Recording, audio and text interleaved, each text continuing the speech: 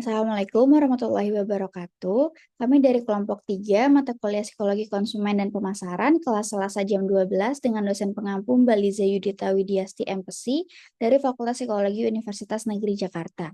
Hari ini kami akan mempresentasikan mini riset kami yang berjudul Pengaruh Brand Image terhadap Perilaku Konsumtif Generasi Z di Jakarta. Video ini kami presentasikan pada tanggal 19 Juni 2025. Will you next? Baik, untuk anggota kelompok kami ada Aji Bayu Saputro, ada saya sendiri Aisyah Rania Putri, Yuditya Kusniawati, dan juga Hilma Nabilah. Jadi untuk latar belakang dari mini riset yang kami lakukan ini, generasi Z seperti yang kita ketahui merupakan kelompok usia yang sangat terpapar dengan perkembangan teknologi dan internet, sehingga paparan yang tinggi terhadap media sosial dan informasi digital ini dapat mempengaruhi pola pikir dan juga gaya hidup dari generasi Z itu sendiri, termasuk dalam hal konsumsi. Dan generasi Z ini cenderung untuk memiliki gaya hidup konsumtif yang seringkali lebih didorong dengan faktor emosional dan juga citra sosialnya dibandingkan dengan pertimbangan kebutuhan rasional. Nah, salah satu faktor penting yang memengaruhi perilaku konsumtif generasi Z ini adalah brand image. Brand image atau citra merek ini membentuk persepsi konsumen melalui pengalaman, informasi, dan juga asosiasi yang mereka terima terkait suatu produk itu. Dan brand image yang kuat itu dapat mempengaruhi keputusan pembelian pada konsumen. Karena semakin positif citra suatu merek di mata konsumen, maka akan semakin besar kecenderungan mereka untuk melakukan pembelian. Dan bagi generasi Z ini, brand image tidak hanya sekedar mencerminkan kualitas produk, tapi juga sering diasosiasikan dengan identitas diri dan juga status sosial. Sehingga banyak dari mereka membeli produk untuk menunjukkan siapa diri mereka dan meningkatkan citra sosial di lingkungan pergaulannya. Sehingga dengan kondisi tersebut, penting untuk memahami bagaimana peran brand image sendiri dapat membentuk perilaku konsumtif generasi Z, terutama generasi Z yang tinggal di Jakarta sebagai pusat perkembangan tren gaya hidup dan juga konsumsi di Indonesia. Oleh karena itu, penelitian ini dilakukan untuk menganalisis pengaruh brand image terhadap perilaku konsumtif generasi Z di Jakarta. Ya,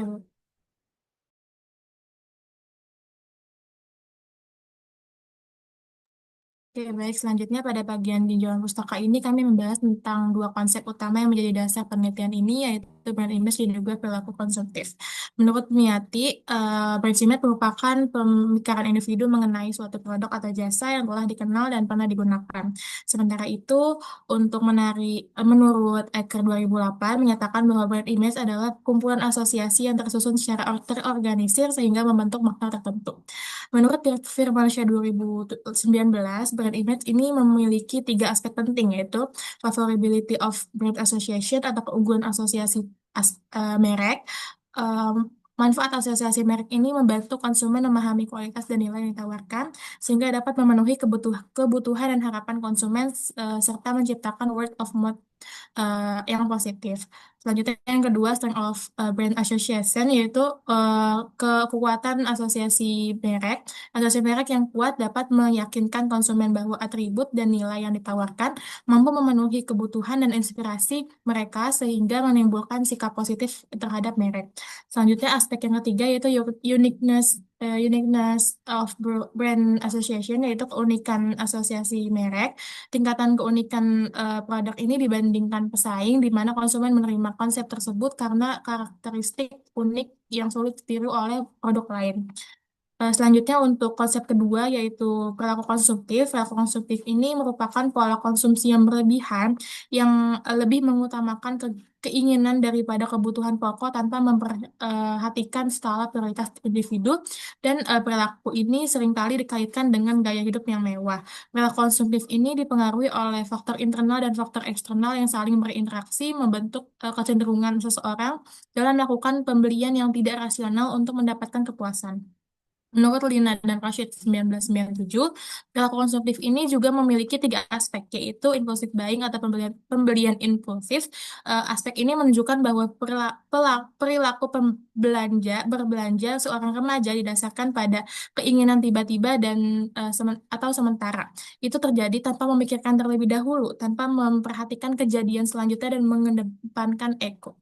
Selanjutnya aspek yang kedua yaitu pemborosan atau wasteful buying.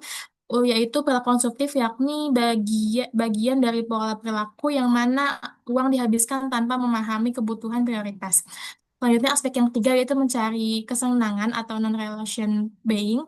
Buying konsumen yang melakukan pembelian hanya untuk menikmati dan salah satunya hanya hal yang perlu diperhatikan yakni kenyamanan fisik pada remaja ini dan hanya didasari pada sifat remaja yang merasa bahagia dan nyaman menggunakan pakaian yang membedakan dan membuat mereka merasa lebih trendy. Boleh di next. Baik, selanjutnya kita akan bahas mengenai penelitian atau riset yang sudah kami lakukan. Jadi tipe penelitian yang kami gunakan ini adalah penelitian kuantitatif tentunya dengan cara menguji hipotesis dan kami sudah menyusun hipotesis. Hipotesis yang kami ajukan adalah untuk hipotesis alternatif yaitu terdapat pengaruh brand image suatu produk terhadap perilaku konsumtif pada generasi Z yang berdomisili di DKI Jakarta. Sedangkan untuk hipotesis nolnya itu adalah tidak terdapat pengaruh brand image suatu produk terhadap perilaku konsumtif pada generasi Z yang berdomisili di Jakarta. Teknik pengumpulan data yang kami lakukan adalah teknik purposive sampling dengan kriteria subjek yaitu generasi Z, eh, yaitu dengan rentang tahun lahir antara tahun 1997 sampai 2012 dan berdomisili di DKI Jakarta. Lalu untuk penyebaran kuesioner yang kami lakukan itu dilakukan secara daring melalui Google Formulir atau Gform. Kemudian untuk mengenai alat ukur atau instrumen yang kami menggunakan dua instrumen. Yang pertama untuk perilaku konsumtif, kami menggunakan skala perilaku konsumtif yang disusun oleh Mintarsih pada 2023. Ini isinya adalah 24 item dengan mengacu pada tiga aspek. Nah, yang tadi sudah dijelaskan pada tinjauan pustaka, yaitu ada impulsive buying, wasteful buying, dan pembelian tidak rasional. Lalu untuk variabel brand image, kami menggunakan instrumen atau alat ukur yang dibuat juga oleh Mintarsih pada tahun 2023. Isinya juga ada 24 item dan mengacu pada tiga aspek. Yang pertama ada favorability of brand association, lalu ada strength of brand association, dan yang terakhir adalah uniqueness of brand association. Kemudian untuk analisis data yang kami menggunakan teknik analisis data eh, yang bernama linear regression. Nah, uji simple linear regression ini tujuannya adalah untuk mengetahui apakah ada pengaruh yang signifikan antara kedua variabel yang kami teliti.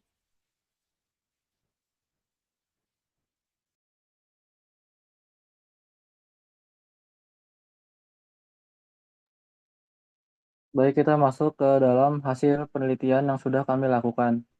Jumlah responden yang sudah kami kumpulkan itu berjumlah 40 orang generasi Z di rentang usia 18 sampai 27 tahun. Untuk mayoritas di penelitian kami jenis kelaminnya adalah perempuan. Dan untuk mayoritas usia ada di 21 tahun. Lalu kita masuk ke uji reliabilitas. Untuk brand image sendiri memiliki alpha Cronbus sebesar 0,827 yang sudah bisa dibilang cukup baik reliabelnya. Untuk variabel perilaku konsumtif, awalnya sebelum kami hilangkan itu reliabelnya hasilnya 0,657. Setelah kami buang 6 item, hasilnya meningkat menjadi 0,777. Lalu kita lanjut ke statistik deskriptifnya. Untuk variabel brand image sendiri memiliki nilai min 49,68 dan standar deviasinya 8,11. Untuk perilaku konsumtif memiliki nilai minnya sebesar 55,83 dan standar deviasinya 5,53. Lalu kita masuk ke uji normalitas. Di dalam uji normalitas ini harus dilakukan agar kita bisa melakukan uji statistika parametrik, yaitu dalam uji regresi ini syaratnya harus ada dua, yaitu datanya harus berdistribusi normal dan linear. Untuk variabel perilaku konsumtif itu 0,292 dan brand image-nya 0,344. Karena data kami tidak lebih dari 50, maka kami melihat dari Shapiro Wilk-nya. Nah, dan hasilnya ini terbukti lebih besar dari 0,05 yang membuktikan bahwa data kami berdistribusi normal. Lalu untuk uji linearitasnya itu 0,027 yang artinya itu eh, brand image dan perilaku konsumtif berhubungan linear karena di bawah 0,05. Lalu kita lihat dari regresi linear sederhananya, eh, R square-nya itu 0,122 atau 12,2%, yaitu brand image memberikan pengaruh 12,2% terhadap perilaku konsumtif. Sisanya eh, dipengaruhi oleh faktor lain. Lalu untuk nilai signifikannya itu 0,027 atau eh, kurang dari 0,05. Artinya penelitian kami itu brand image memiliki pengaruh terhadap perilaku konsumtif.